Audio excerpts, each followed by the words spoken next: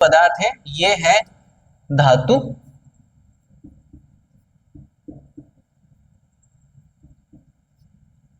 अधातु और उसके बाद है उपधातु। तो ये तीनों पदार्थ हैं जो बहुत ज्यादा हमारे जीवन के लिए क्या है, योगदान देते हैं। तो इनके बारे में पूरा विस्तार से समझा जाएगा। तो एक एक को करके एक एक पार्ट में देखा जाएगा। इसको एक पार्ट में देखा जाएगा, इसको सेकंड पार्ट में और इसको थर्ड पार्ट में, क्योंकि अगर एक ही साथ पढ़े तो बहुत ज्यादा बड़े हो जाएंगे, इसलिए इनको एक एक पार्ट करके समझेंगे। तो आज वाले पार्ट में धातु के बारे में पूरा समझ लेते हैं कि धातु है क्या। तो अगर धातु के बारे में समझे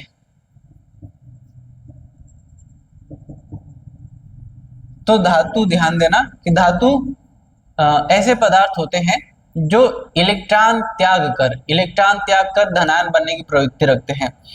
मतलब अगर कोई कहे कि एक गांव में एक बहुत ज्यादा धनवान व्यक्ति है, तभी वो क्या कर सकता है, पैसे किसी दूसरे को दे सकता है।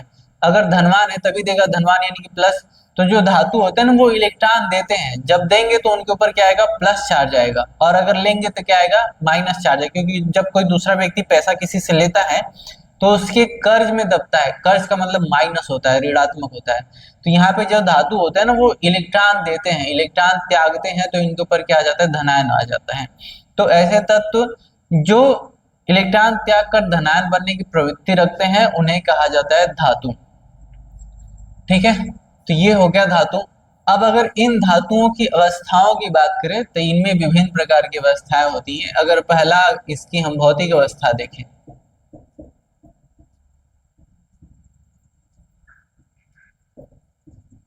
भौतिक अवस्था की बात करें तो भौतिक स्थिति में हम सभी वस्तुओं क्या कर सकते हैं, देख सकते हैं कि ये बहुत ही क्या होते हैं, ठोस होते हैं। जितने भी धातु होते हैं वे सभी ठोस अवस्था में पाए जाते हैं, लेकिन कुछ ऐसे धातु होते हैं जो ठोस नहीं होते, जैसे में मरकरी, Hg। ये क्या है, ये धातु है, लेकिन फिर भी क्या होता है कि यह ठोस न होते हुए यह द्रव अवस्था में पाया जाता है, यह द्रव अवस्था में पाया जाता है। तो इसको याद रखना है। उसके बाद अगर हम बात कर ले चमक की, चमक की अगर बात करें तो सभी धातुओं का जो सतह होता है वो पूरी तरह से चमकदार होता है। जैसे में लोहा, लोहा को जब रगड़ा जाता है तो उसका ऊपरी सतह चमकता हुआ दिखाई देता है। एल्यूमिनियम को अगर हम देख ले तो वो भी क्या होता है, चमकता हुआ दिखाई देता है। सोना हो गया, चांदी हो गया, कापर हो गया, ये सभी धातुएं क्या होते हैं कि चमकता हुआ दिखाई देता है। तो ये सभी क्या है, इनके अंदर चमक पाया जाता है। उसके बाद अगर हम इसमें देखें तो एक आघात वर्धनीयता दिखाई देता है।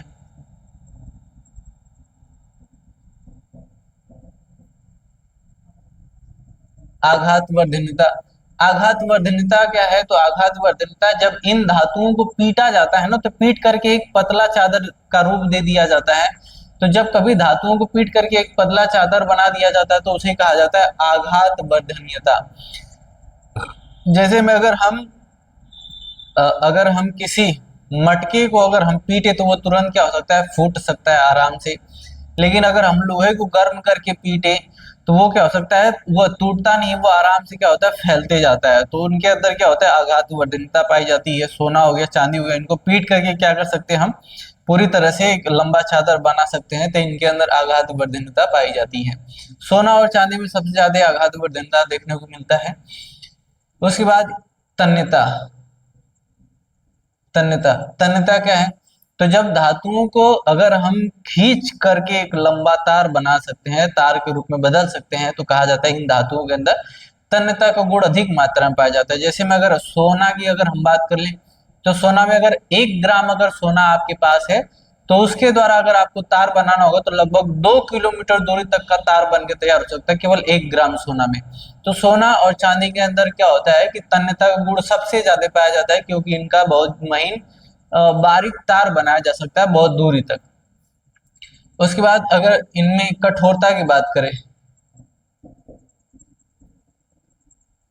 कठोरता, तो कठोरता, हालांकि सभी धातु तो कठोर होते हैं, लेकिन कुछ धातु ऐसे हैं जो क्या हो सकते हैं, चाकू से काटे जा सकते हैं। जैसे में पोटेशियम हो गया, सोडियम हो गया, मैग्नीशियम हो गया, इन सभी को हम क्या कर सकते हैं, चाकू से आसानी से काट सकते हैं। ये धातु है लेकिन पूरी तरह से कठोर नहीं है।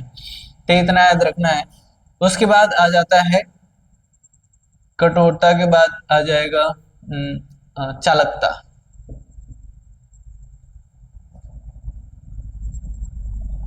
चालकता चालकता की बात करें तो जब धातु अपने अंदर से इलेक्ट्रॉन बाहर निकालते हैं तो वो इलेक्ट्रॉन बाहर निकल करके एक स्थान से दूसरे स्थान तक जाएंगे ना, तो जब इलेक्ट्रॉन चलते हैं तो क्या होता है, उनके अंदर करंट बहना शुरू कर देता है, यानी कि धारा प्रवाहित होना चालू कर देता है। तो जिन धातुओं के अंदर धारा प्रवाहित करने का गुण होता है, हम कह सकते हैं उनके अंदर चालकता है, यानी कि वे विद्युत धारा के क्या होते हैं कि सुचालक होते हैं।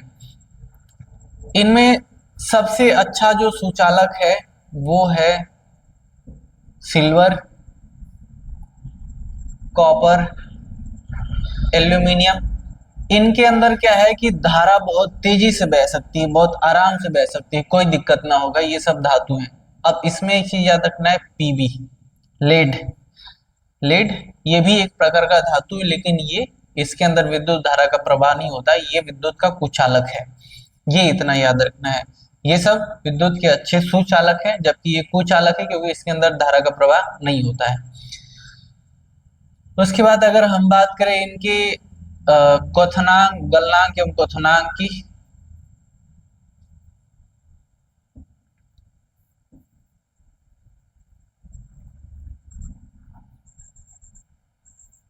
गलनांक एवं क्वथनांक की, तो सभी धातुओं का जो गलनांक और क्वथनांक है वो क्या होता है, बहुत ज्यादा उच्च होता है। गलनांक का मतलब क्या होता है कि इनका गलन, और क्वथनांक का मतलब इनका पिघलना, ठीक है ना। तो बहुत ज्यादा क्या होता है कि उच्च होता है, लेकिन इनमें कुछ ऐसे धातु है जिनका गलनांक और क्वथनांक बहुत ही निम्न होता है, जैसे में पोटेशियम, सोडियम, गैलियम और फिर सीजियम। ठीक है, पोटेशियम का लगभग 98 डिग्री सेल्सियस है, सोडियम का लगभग 64 डिग्री सेल्सियस है, गैलियम का 30 डिग्री सेल्सियस है, 30 डिग्री सेल्सियस, जबकि सीजियम का है 28 डिग्री सेल्सियस। इनको इनको पिघलाने के लिए ना लगभग हमको इतना तापमान देना पड़ेगा, 98 और 64 डिग्री सेल्सियस। लेकिन गैलियम और सीजियम ये एक ऐसे धातु हैं कि अगर इन्हें हम अपने हथेली पे रख दें तो ये तुरंत क्या होते हैं, पिघलना शुरू कर देते हैं, क्योंकि हमारे शरीर का जो टेम्परेचर है वो 37 डिग्री सेल्सियस है, और उनका जो क्वथनांक है वो 30 और 28 है, तो हमारे शरीर से क्या है, बहुत कम है। तो इनको जैसे ही हथेली पे रखा जाएगा ये तुरंत क्या क्या हो जाते हैं, द्रवित अवस्था में आ जाते हैं। तो इनको याद रखना है कि ऐसे कौन से धातु हैं जो हथेली पर रखते ही द्रवित अवस्था में आ जाते हैं, वो है गैलियम और फिर दूसरा है सीजियम। सीजियम हो गया, तो इतना इन सब के बारे में याद रखना है। और अगर एक बात पूछे क्वथनांक वाले में, इनमें याद रखना है कि जो टंगस्टन है इसका क्वथनांक बहुत ज्यादा उच्च होता है, बहुत ज्यादा उच्च होता है, लगभग 3400 डिग्री सेल्सियस होता है। मतलब इतना तापमान देने पर उसके बाद ये जाकर क्या होता है, पिघलना चालू करता है। ये जल्दी पिघलता नहीं, इसलिए इसका उपयोग क्या किया जाता है, बल्बों के अंदर किया जाता है टंगस्टन का। ठीक है, और उसके बाद अगर सबसे कठोर धातु की अगर बात करें तो सबसे जो कठोर धातु है, नहीं कठोर नहीं, सबसे भारी धातु की अगर बात करेगा तो सबसे भारी भारी धातु है ऑस्मियम और फिर क्रोमियम। सबसे भारी धातु में ऑस्मियम और फिर दूसरा नंबर पे है क्रोमियम।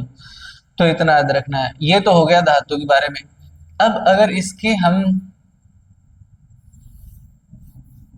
रासायनिक गुण की बात करें,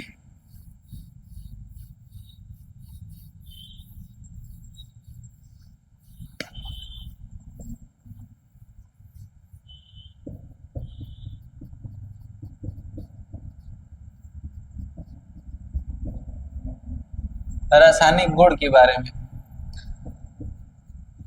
तो जितने भी धातु हैं, अगर धातु चेक करना हो धातु किस किस में ब्लॉक में पाए जाएंगे, तो एस, डी एंड एफ।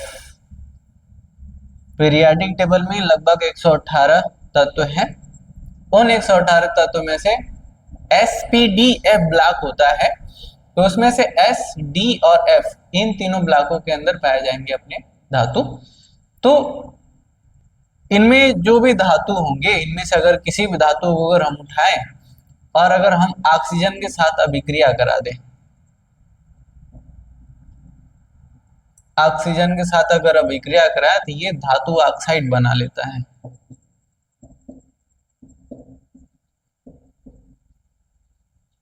तो ये क्या बनाएगा, धातु ऑक्साइड बनाएगा। यानी कि अगर Na+ का अगर हम O2 मिला दें तो ये हो जाएगा NaO2, ठीक है ना। तो NaO2 तो धातु ऑक्साइड यानी सोडियम ऑक्साइड हो जाएगा। और अगर इसी धातु को अगर हम जल के साथ अभिक्रिया करा दें, जल के साथ अगर हम अभिक्रिया कराएं तो ये बनाएगा धातु ऑक्साइड प्लस का बना देता है हाइड्रोजन गैस, प्लस का बना देगा हाइड्रोजन गैस। धातु ऑक्साइड में कोई भी धातु ले लें, मान ले कि यहाँ पे मैग्नीशियम ले ले, प्लस का ये हो जाएगा H2O, और ये जब मिलेगा तो ये हो जाएगा MgO2 हो जाएगा, प्लस का हो जाएगा 2H2, ठीक है। तो ये हो गया हाइड्रोजन गैस। तो धातु जब कभी भी जल के साथ अभिक्रिया करेगा तो याद रखना है कि धातु ऑक्साइड प्लस का हाइड्रोजन गैस बनाएगा। और उसके बाद अगर यही धातु अगर अम्ल के साथ अभिक्रिया करेंगे तो अम्ल के साथ अभिक्रिया करके ये बनाएंगे लवण प्लस का बनाएंगे हाइड्रोजन गैस।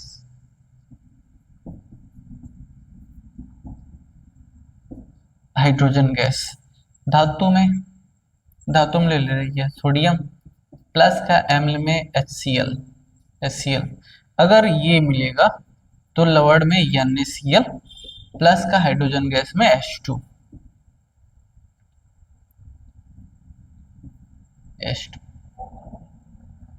तो ये यहाँ पर बनाएंगे। तो ये वाला जो पार्ट दिख रहा है ये लवण हो गया और ये हो जाएगा हाइड्रोजन गैस। तो इसमें ये याद रखना है ये तीनों पार्ट कि जब कभी भी धातु अगर ऑक्सीजन के साथ अभिक्रिया करेगा तो धातु ऑक्साइड बनाएगा, और जल के साथ अभिक्रिया करेगा तो धातु ऑक्साइड प्लस का हाइड्रोजन गैस बनाएगा। और अगर यही धातु अम्ल के साथ अभिक्रिया करता है तो लवण बनाएगा और साथ में बनाएगा हाइड्रोजन गैस बनाएगा। ये इतना याद रखना है। और इसमें अगर धातु की सक्रियता श्रेणी देखें,